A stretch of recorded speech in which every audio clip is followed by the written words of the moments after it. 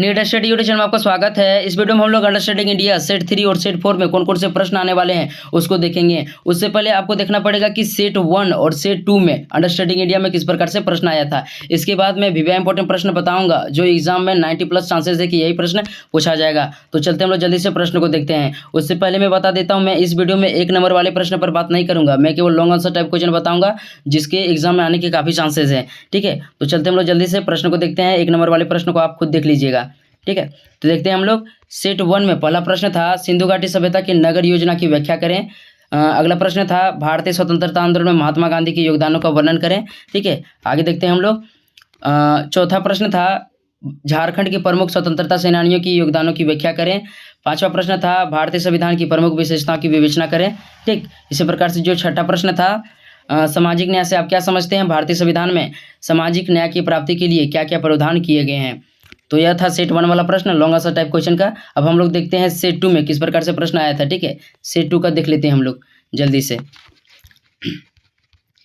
तो सेट 2 में जो दूसरा प्रश्न था इसमें आया था वैदिक सभ्यता के धार्मिक सांस्कृतिक व्यायामों की व्याख्या करें। भारत में वैदिक सभ्यता के धार्मिक सांस्कृतिक व्यायामों की व्याख्या करें, यानी कि इसमें ऋग्वैदिक और उत्तर वैदिक यानी कि वैदिक सभ्यता से पूछा गया था। ठीक है, तीसरा प्रश्न था भारतीय स्वतंत्रता आंदोलन में सुभाष चंद्र बोस के योगदानों की व्याख्या करें। तो आप प्रश्न को देखते ही जाइए। ठीक, नेक्स्ट देखते हैं हम लोग चौथा प्रश्न हम लोग देख लेते हैं। चौथा प्रश्न था भारत के भौतिक भूगोल की विशेषताओं का वर्णन करें। पांचवा प्रश्न था मौलिक अधिकारों से आप क्या समझते हैं। भारतीय संविधान में प्रदत्त मौलिक अधिकारों की व्याख्या करें। इसी प्रकार से छठा प्रश्न जो पूछा गया था, छठा प्रश्न था विनोबा भावे के जीवन एवं उनके प्रमुख विचारों पर प्रकाश डालें।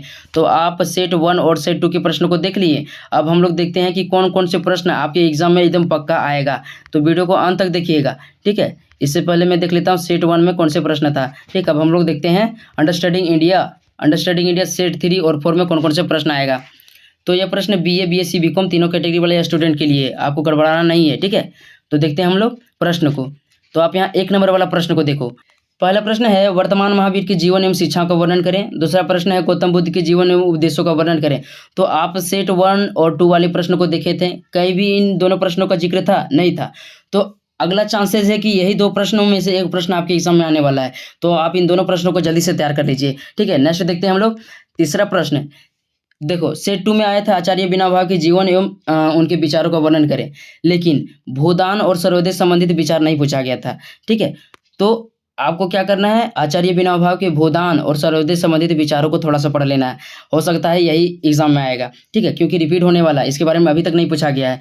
नेक्स्ट है चौथा प्रश्न सनातन धर्म पर निबंध लिखें। तो ये सिलेबस में दिया हुआ है लेकिन अभी तक नहीं पूछा गया है, तो इसको भी आप जल्दी से एक बार रिविजन कर लीजिए जल्दी से। ठीक है, नेक्स्ट देखते हैं हम लोग पांचवा प्रश्न हमारा है भारतीय संविधान की प्रमुख विशेषताओं का वर्णन करें। तो यह बहुत इंपॉर्टेंट है, यह VVI इंपॉर्टेंट प्रश्न है, रिपीटेड प्रश्न है, लेकिन अभी तक रिपीट नहीं हुआ है, एक ही बार पूछा गया है।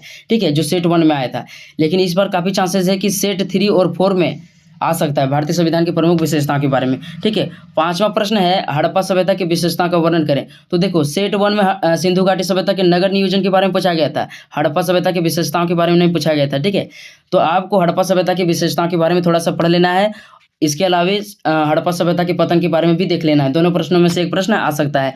अगला देखते हैं हम लोग। 7 नंबर का प्रश्न है उत्तर वैदिक आर्यों की राजनीतिक, सामाजिक, आर्थिक और धार्मिक दशा का वर्णन करें। तो यह वाला भी प्रश्न अभी तक नहीं पूछा गया है, इसको भी जल्दी से पढ़ लीजिए। 8वां प्रश्न यह बहुत इंपॉर्टेंट है, स्वतंत्रता संग्राम में सुभाष चंद्र बोस की भूमिका का वर्णन करें। तो जो पिछले सेट वाला था, यानी जो पिछले सेशन वाला एग्जाम हुआ था, लगभग सभी सेट था ना अंडरस्टैंडिंग इंडिया का, उसमें सुभाष चंद्र बोस के योगदानों से संबंधित प्रश्न पूछा गया था। लेकिन इस बार अभी केवल एक ही बार पूछा गया है सुभाष चंद्र बोस के बारे में, तो इससे काफ़ी चांसेस बनता है कि आपके एग्जाम में भारतीय स्वतंत्रता संग्राम में सुभाष चंद्र बोस के योगदानों के बारे में आने वाला है प्रश्न। ठीक है, तो इन सभी प्रश्नों को एक बार जल्दी से पढ़ लीजिए। तो मैंने जो भी प्रश्न बताए सभी प्रश्नों का आंसर आपको प्लेलिस्ट में मिल जाएगा, प्लेलिस्ट का लिंक डिस्क्रिप्शन में है, जाकर आप उसको चेक कर लीजिए। ठीक है, इसके अलावा जिनका भी एग्जाम आज फर्स्ट सिटिंग में है, मैं एक नंबर दे रहा हूँ, एग्जाम के बाद आप क्वेश्चन पेपर सेंड कर दीजिएगा।